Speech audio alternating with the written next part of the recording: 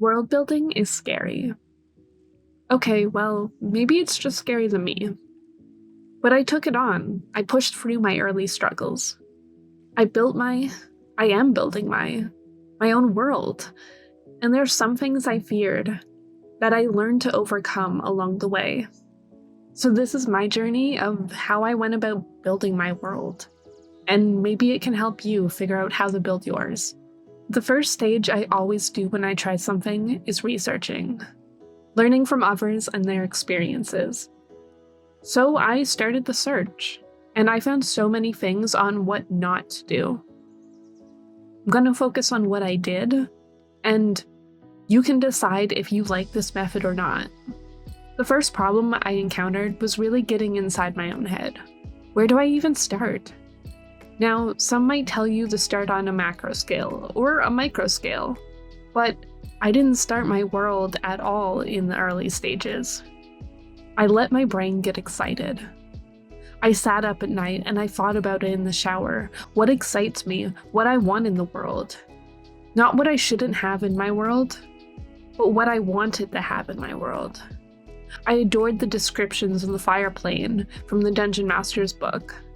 And I looked outside of Dungeons & Dragons content that I loved. I've been enamored by the city of Zon and Piltover from the Riot universe.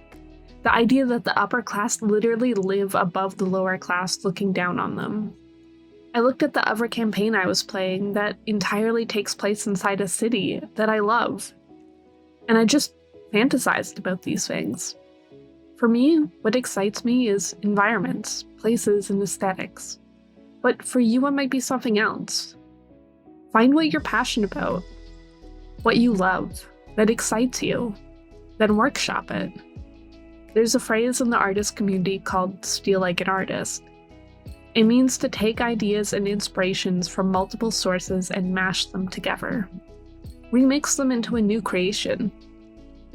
So that's what I did. I took things that excited me and I mushed them together. Some things that excite you might not fit together amazingly. Therefore, you're going to have to pick and choose which of your babies you're going to build with. I dropped many things I was excited about just to pick a couple to work with in my campaign. Then once I had my list of things that excited me to work with, but before we continue, what am I drawing today? This is Karen, the thrill-seeking auto gnome. This little robot loves adventures and plants. And sometimes he even thinks that he might be people too, wearing armor and clothing just like the rest of us. If you enjoy the elemental planes, I'm releasing content I made for my worlds that takes place in the fire and earth planes over on my Patreon. You'll find things like tokens, races, or species, places even, and many, many NPCs, like the one I'm drawing today. Link in description. I started to use one piece of advice that I heard in my research that really stuck with me. You only need to world build things that are relevant and of interest to your players.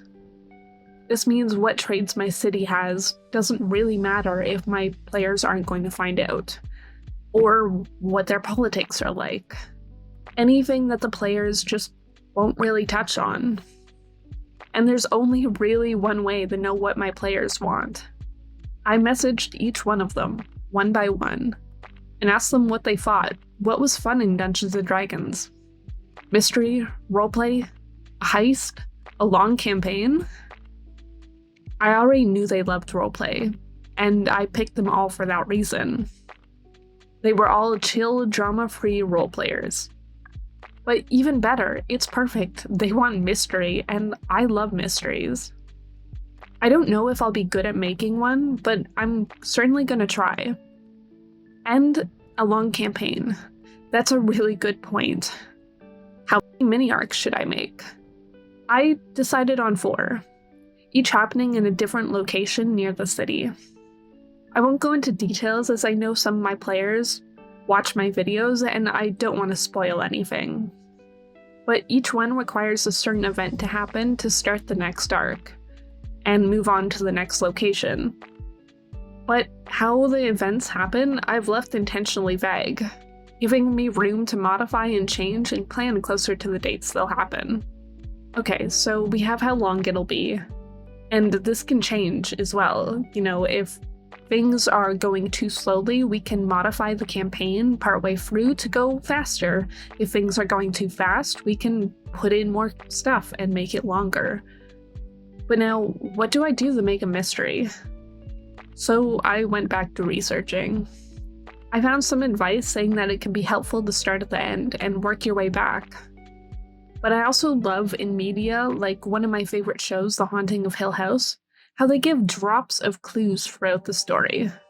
Clues you'd never know are clues till you have the full picture, giving you this beautiful aha moment, like red strings on corkboard, as you realized how it's all linked. So I worked backwards from my desired final ending scenario, and I set up a wide bunch of things that are interwound, with a list of vague statements that may happen later, trying to make things that feel close, and things that players might interact with or notice in the world right away more fleshed out. Excitedly, I started to get the meat of what the first couple sessions would be like, planning out hooks and events that could happen, adding the heist in, and then it comes time to put in the tiny raindrop hints. It's time to start writing things that connect small hooks to the story. The smallest things you can imagine. Like seeing a fish stand in the background of a show, just to find out later that the fish stand is being run by the mafia.